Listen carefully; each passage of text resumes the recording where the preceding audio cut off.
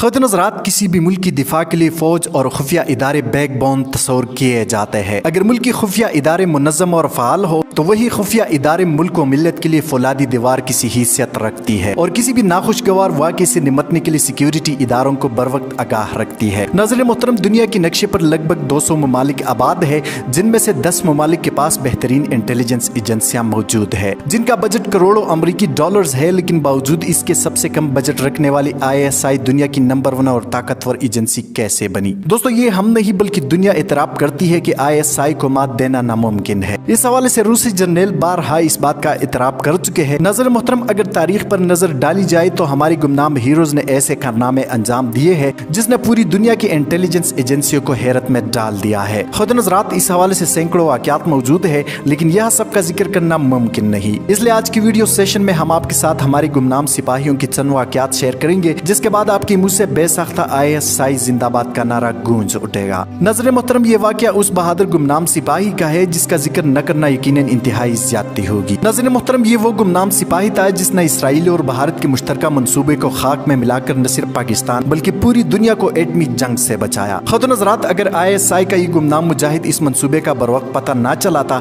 तो पाकिस्तान की एटमी प्रोग्राम के साथ वो कुछ होता जो इराक के साथ हुआ था। दोस्तों, हुआ कुछ यूं कि 7 जून 1981 को इराक की एटमी रिएक्टर को कामयाबी से तबाह कर दिया गया और इसराइल की F-16 तैयारों ने 600 मील की प्रवास के बाद कामयाबी से इराक के एटमी रिएक्टर पर हमला करके इसे तबाह किया और सही सलामत वापस चले गए। नजर मोहतरम, इस हमले के बाद इसराइल अपने आप को सुपर पावर तस्वर करने लगा और भारत के साथ मिलकर पाकिस्तान की एटमी असासों को नुकसान पहुंचाने का गलीज मिशन तैयार किया। नजर मोहतरम, इस वाक़े की तफसील 2 जर्नलिस्ट की लिखी हुई किताब the US and global weapons conspiracy में मौजूद है। नजर मोहतरम, ये सन 1980 की बात है जब इंडियन गुजरात के एयरबेस पर इसराइली हवाबाज पाकिस्तान के एटमी प्रोग्राम पर हमले के लिए बिल्कुल तैयार थे। उन्होंने इंतहाई चालाकी से पाकिस्तानी मुसाफिर जहाज जो सुबह सवेरे बहरीन के ऊपर से गुजरकर इस्लामाबाद जा रहा था, इसको गिराने का प्लान बनाया। इनका मंसूबा था कि ये जंगी जहाज एक दूसरे से कम फासले पर प्रवास करते हुए पाकिस्तानी रडार को धोखा देते हुए पाकिस्तान में दाखिल हो जाएंगे। रडार ऑपरेटर ये समझेगा कि ये कोई बड़ा मुसाफिर बरदार जहाज है, फिर वो पाकिस्तान की एटमी प्रोग्राम पर हमला कर देंगे और वहां से सीधा जम्मू कश्मीर जाकर रिफ्यूलिंग करेंगे। नजर मोहतरम, इस मंसूबे को पाया तकमील तक पहुंचाने के लिए इसराइल एक पाकिस्तानी सजायाफ्ता पायलट को इस्तेमाल कर रहा था, जिन्होंने इसी पायलट को इंग्लैंड के एक डांस क्लब से उठाकर इसराइल ले गए और वहां इसकी ब्रेन वॉशिंग करने के बाद अपने मकासद के लिए इस्तेमाल कर रहे थे। लेकिन मेजर आमिर को बर वक्त इस सारे सूरत हाल का पता चल चुका था। मेजर आमिर ने अपना सारा वाकया सुनाते हुए बताया कि इन दिनों में एक किताब पढ़ रहा था जो मुसाद के एक साबिक चीफ ने लिखी थी। इसमें उसने जिक्र किया था कि हमने चार्ड में जब ऑपरेशन किया था, चूंकि वहाँ हमारा सफारतखाना मौजूद नहीं था, इसलिए हमने अर्जेंटाइन के सफारतखाने को इस्तेमाल किया। मेजर आमिर ने बताया कि इससे मेरे जहन में ये ख्याल आया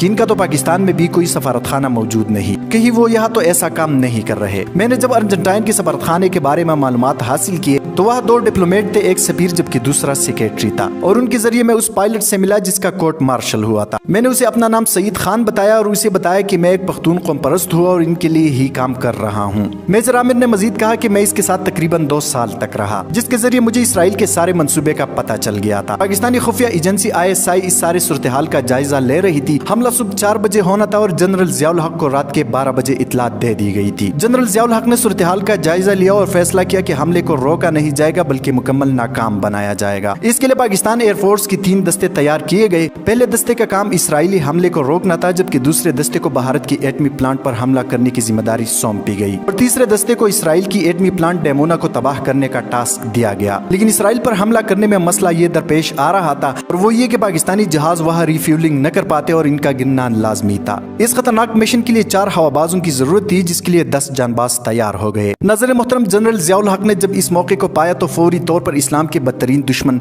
इसराइल और भारत की एटमी प्रोग्राम को नेसो नाबूद करने की ठान ली। नजर मोहतरम, इस दौरान अमरीकी सैटेलाइट ने पाकिस्तानी तैयारों की गैर मामूली नकलो हरकत को नोट किया और फौरी तौर पर इसराइल और इंडिया को आगाह किया और ये दुश्मनों ने इंतहाई शर्मिंदगी के साथ पसपाई इख्तियार की। नजर मोहतरम, इस मिशन में सिर्फ मेजर आमिर नहीं बल्कि वतन की कई गुमनाम सिपाही शामिल थे जो खामोशी से अपना मिशन मुकम्मल करके अगले मिशन के लिए तैयार खड़े थे और इंडिया इसराइल नाक में उंगली करके हैरान और परेशान रह गए और आज तक इंडिया इसराइल ने पाकिस्तानी एटमी प्रोग्राम पर हमला करने से बाप की तौबा कर ली। नजर मोहतरम, जरा आप सोचिए कि जब 80 की दिहाई में ISI के गुमनाम सिपाहियों का ये हाल था तो आप सोच सकते हैं कि अब तो 2020 है। दोस्तों, आज की वीडियो में इतना ही। मजीद इस तरह की मालूमाती वीडियोस के लिए हमारे चैनल उर्दू टाइमलाइन को सब्सक्राइब करना मत भूलिए। हफीजुर रहमान को दीजिए इजाज़त। अपना बहुत सारा ख्याल रखिए। पाकिस्तान जिंदाबाद, पाक फौज पाइंदाबाद।